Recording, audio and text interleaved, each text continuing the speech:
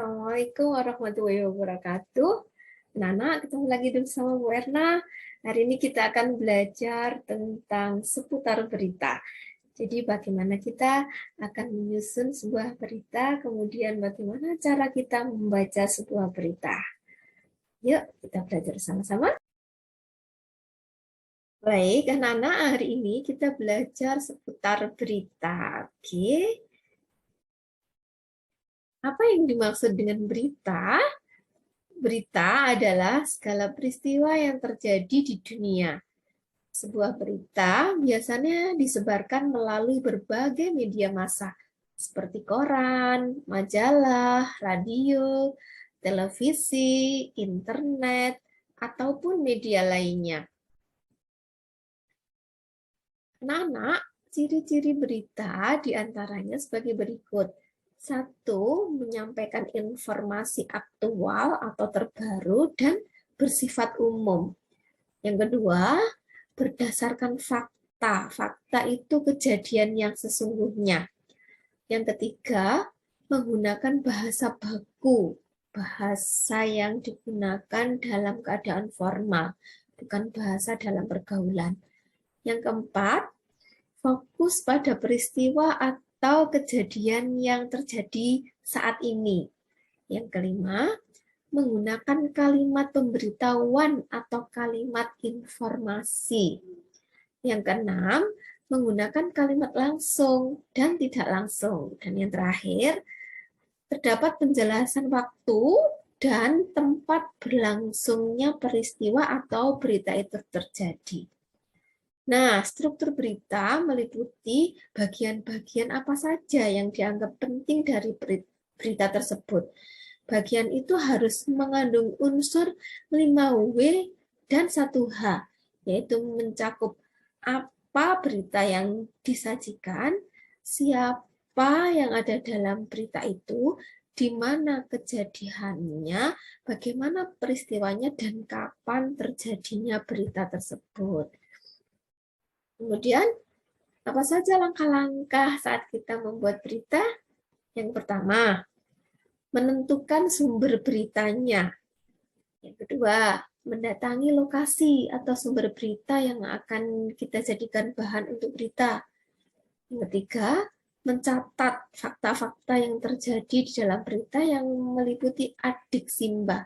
Adik simba ini singkatan ya anak-anak, yang merupakan unsur terjadinya berita.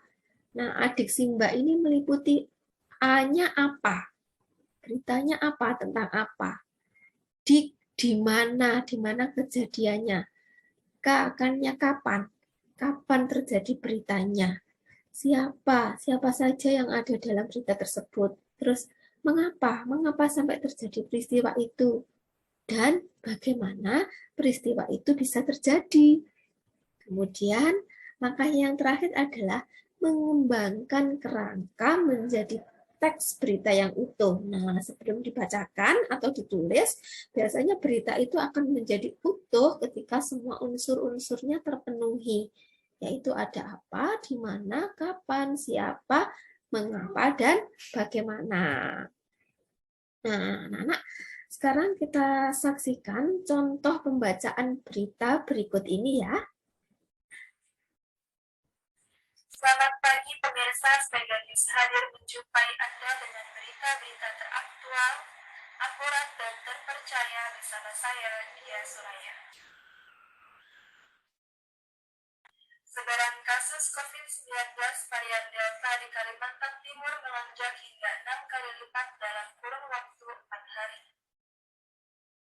Tercatat dalam 2 pekan terakhir memang terjadi peningkatan kasus COVID-19 di Kalimantan Timur. Pekan pertama sebanyak 11.927 kasus dan terus naik hingga mencapai 12.550 kasus dalam sepekan. Satgas Penanganan COVID melaporkan sebanyak 126.033 orang telah terpapar COVID-19. 99.788 diantaranya telah pulih. 22.550 diantaranya masih menjalankan perawatan di rumah sakit ataupun isolasi mandiri, serta 3.716 warga lainnya meninggal dunia. Pemirsa, informasi tadi sekaligus menutup perjumpaan kita kali ini. Saya Dio Suroya mewakili seluruh redaksi dan kerabat kerja mengucapkan terima kasih atas kebersamaan Anda pada pagi hari ini. Saksikan terus Mega News pada pukul 6.00 waktu Indonesia Barat. Selamat pagi dan selamat beraktivitas. Nah, itu tadi anak-anak contoh pembacaan berita. Setelah ini kita akan berlatih untuk menganalisis berita tadi itu apakah sesuai dengan unsur-unsur yang terdapat dalam berita. Terima kasih anak-anak hebat sudah belajar hari ini tentang sebuah berita. Nanti kalau anak-anak sudah mahir membuat berita dan membacakan berita, Werna doakan semuanya menjadi reporter yang hebat, menjadi pembawa berita yang handal. Oke, demikian belajar kita hari ini. Werna akhiri. Assalamualaikum warahmatullahi wabarakatuh.